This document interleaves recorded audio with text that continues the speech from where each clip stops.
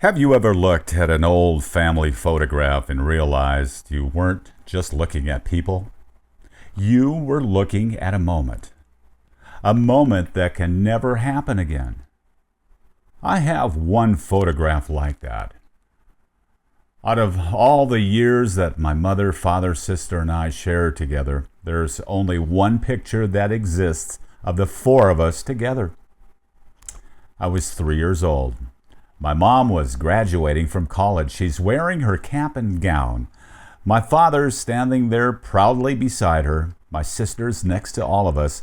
And there I am, wearing a little bow tie, completely unaware that someone had just captured a moment that would become more valuable to me with every passing year. At the time, it was simply a family picture. Today, it's something much more. 3 of the 4 people in that photograph are now gone, but the moment remains. Every time I look at it, I'm reminded how precious ordinary moments really are. As the years passed, there was laughter, there was heartache. Dreams came true. Others never did. Life happened. And somehow that one little photograph quietly says, for one brief moment, we were all together. The older I've become, the more I've realized that every family has 2 photographs. There's the one that everyone sees, the one hanging on the wall. There's the Christmas card, the graduation picture, the anniversary portrait. And then there's another photograph, the one nobody ever sees. The picture behind the picture. The stories we don't tell. The hurts we don't name. The questions we're afraid to ask. Sometimes it's addiction. Sometimes it's violence. Sometimes it's mental illness. Sometimes it's grief, fear, shame, or wounds quietly passed from one generation to another. Families become very good at protecting those stories. And for years I thought silence protected people. Now I believe something entirely different. Silence protects pain.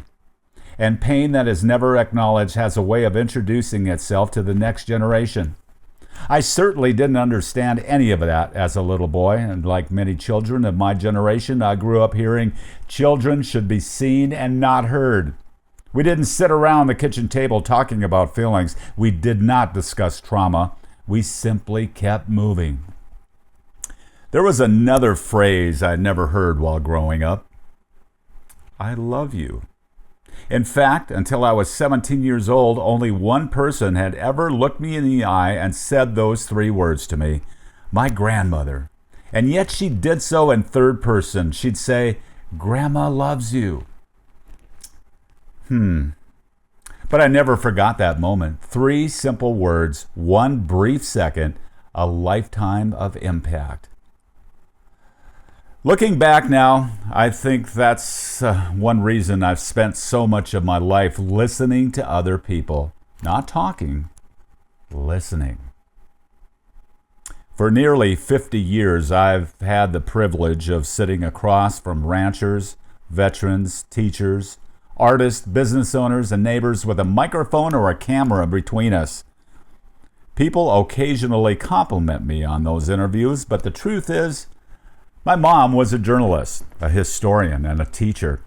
But perhaps the greatest lesson she ever taught me wasn't about writing or history. She taught me that if you genuinely listen, people will tell you things they've never told anyone else. And somewhere along the way, I discovered something else. Everyone has a story. Not just famous people, not just successful people, everyone. And if you listen long enough, you usually discover something else. Behind almost every story, there's a wound. Some wounds are visible. Most are not. That realization changed the way I looked at people. My father carried wounds I didn't understand when I was young. He serves as a radio operator in the airborne during World War II and completed 19 combat jumps. He loved this country. He was proud of his service until the day he died. As a boy, I saw his strength. As an adolescent, I saw his anger. As an adult, I finally began to see his pain. I only wished I would have understood it sooner. Because one of the greatest lessons life has ever taught me is this: people are often fighting battles they never ever talk about. And sometimes the people who appear to be the strongest are carrying the heaviest burdens.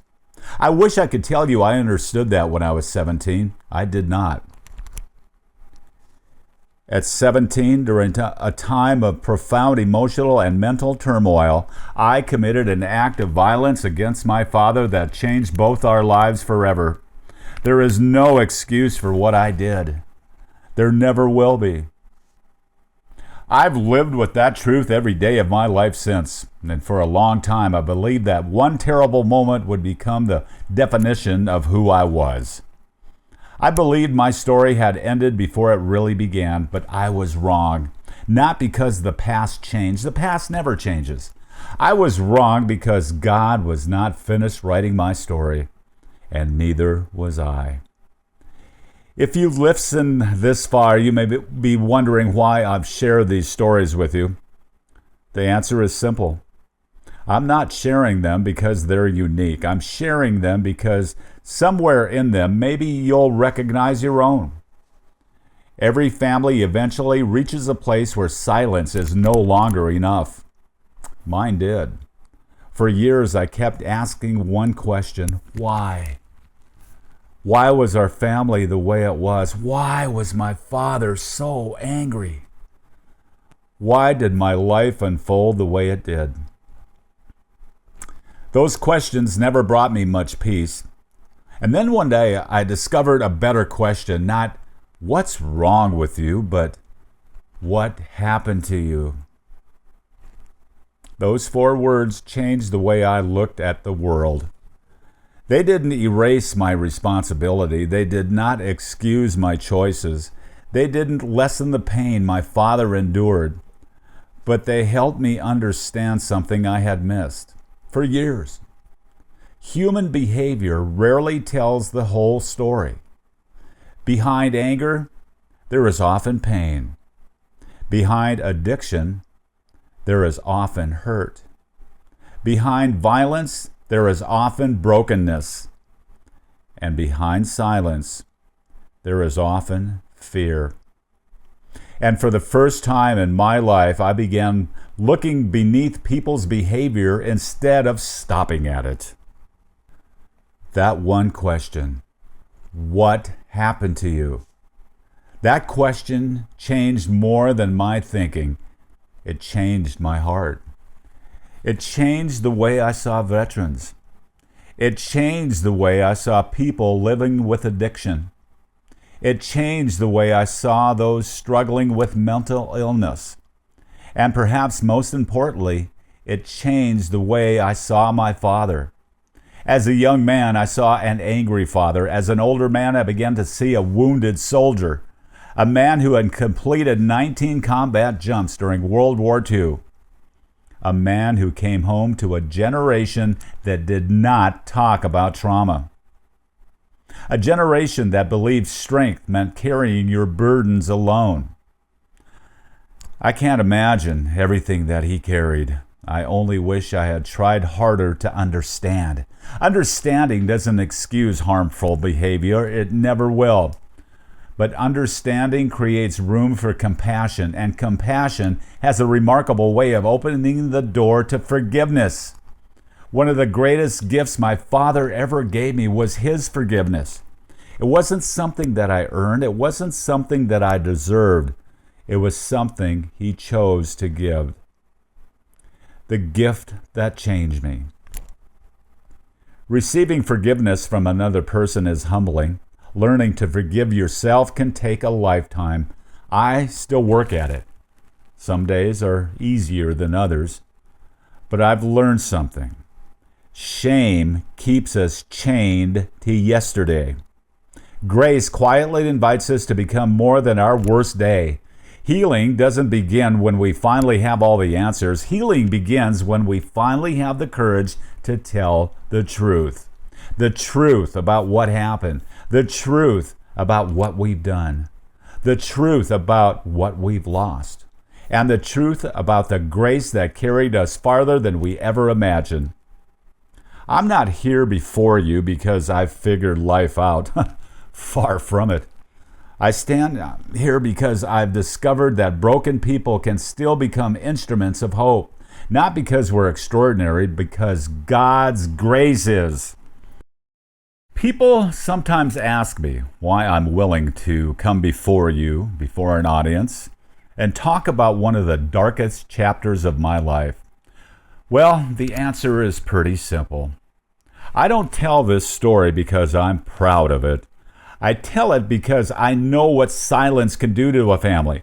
I know what happens when pain is buried instead of being understood. I know what happens when we spend years pretending everything is fine. If telling the truth about my own life gives someone else permission to tell the truth about theirs, then every painful chapter I've ever lived has found a purpose. During my incarceration for attempting to take my father's life, I'd spend 30 days in the ward for the criminally insane at the North Dakota State Hospital in Jamestown. At the time, it felt like one more punishment. Looking back, I believe it was one of the greatest classrooms God ever placed me in. For the first time, I lived among people whose lives had been shaped by mental illness in ways I had never imagined. Some frightened me. Some confused me. Many simply broke my heart. I remember calling my mother and begging her to come get me out of that place. Today, I can't imagine how heartbreaking that phone call must have been for her. Years later, I realized God wasn't punishing me. He was teaching me. Never confuse a diagnosis with a human being. Never confuse behavior with a person's worth. Behind every label is a life. Behind every life is a story. And behind every story is someone longing to be understood. I didn't fully understand that lesson then. It would take years before it became part of who I was. Then something happened that I never could have predicted. God began opening doors. He gave me the privilege of telling other people's stories, first on the radio, later on television, and today through social media and Western Edge living. For nearly 50 years, I've had the privilege of sitting across from these remarkable people. Country music stars, rock stars, movie stars, politicians, community leaders. People whose names may never appear in history books, but whose lives have quietly shaped the communities we call home. People are drawn to these conversations, but the truth is, I have not done anything extraordinary. I've simply learned to listen, really listen. And when you truly listen to another human being, something remarkable happens. You begin to understand that almost everyone is carrying something you cannot see. The successful businessman may be carrying grief. The veteran may still be carrying war. The teenager may be carrying loneliness, depression, anxiety, or all the above. The person who always seems happiest may be quietly facing these personal battles. The family that looks perfect in the Christmas photograph may be struggling behind closed doors. The older I get, the more interested I become in understanding them. I think that's what grace does. Grace teaches us to look beneath the surface. It reminds us that every person we meet is more than their worst thing that they've ever done, and more than the hardest thing that ever happened to them. Life has a remarkable way of coming full circle. Many years after standing before a judge as a frightened 17-year-old, I found myself standing once again in Medora near the old Billings County Courthouse, the same community where I once believed my future had ended. Only this time, I wasn't there in disgrace. I was there to serve. Ironically, directly across the interstate from the state hospital in Jamestown, visitors hear my voice welcoming them along the talking trail at the world's largest buffalo. Sometimes I stand there quietly and smile, not because I'm thinking about what I've accomplished, because I'm reminded of what God can accomplish. If someone had told that frightened young man standing before a judge in 1978 that one day he would return to that community, not in shame, but in service, he never would have believed it. Those moments remind me that our past may influence us, but it doesn't have to imprison us. I've learned that the places where we experience our deepest shame can become the very places where God reveals His greatest purpose.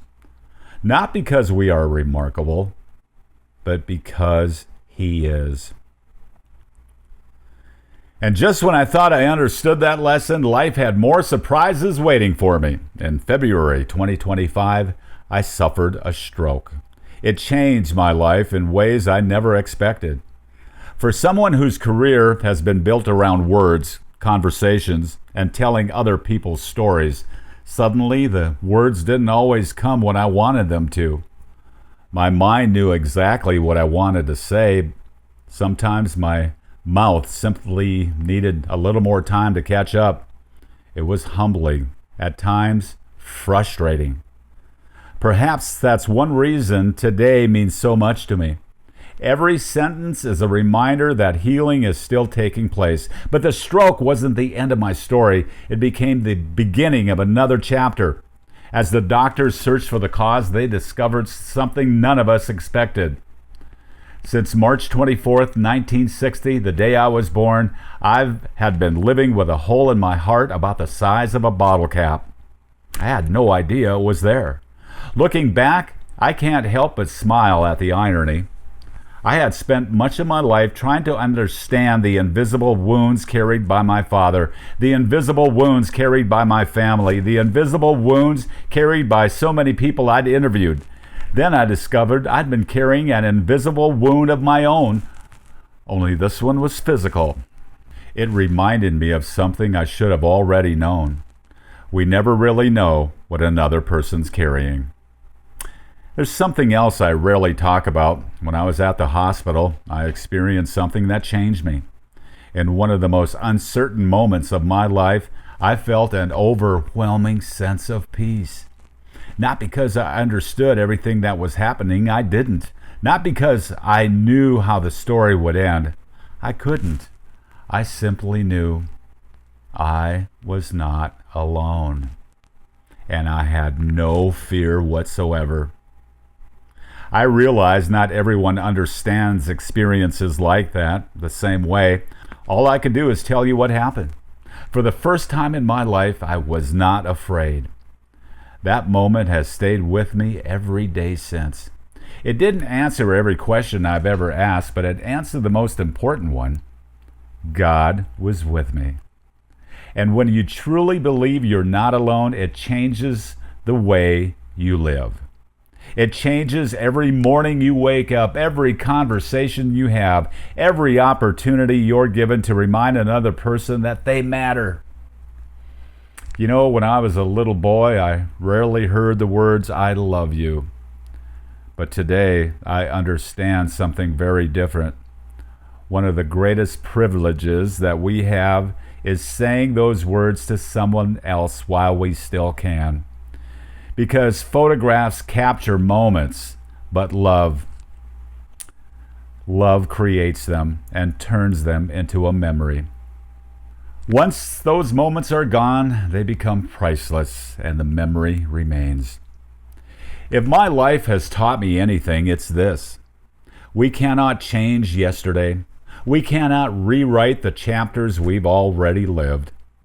But by God's grace, we can decide what kind of story we begin writing tomorrow. Sometimes I look at that 3-year-old boy standing in that photograph, wearing his little bow tie, completely unaware of what life would hold. If I could whisper something into his ear, I'd tell him life is going to be harder than he ever could possibly imagine. There will be days filled with fear, days filled with regret, days when he'll wonder if his story is over.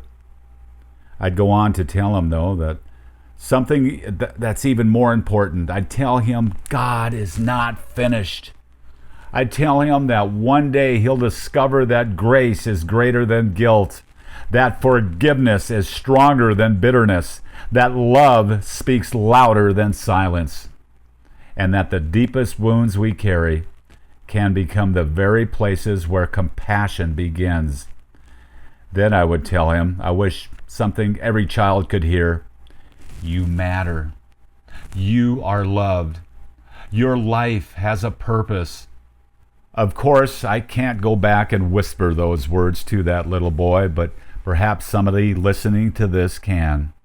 To a son, a daughter, a grandchild, a spouse, a friend, or perhaps for the very first time, to yourself. Because every family has a story, every person carries wounds, and every one of us longs for grace. Thank you for allowing me to share a small part of mine. May God bless you.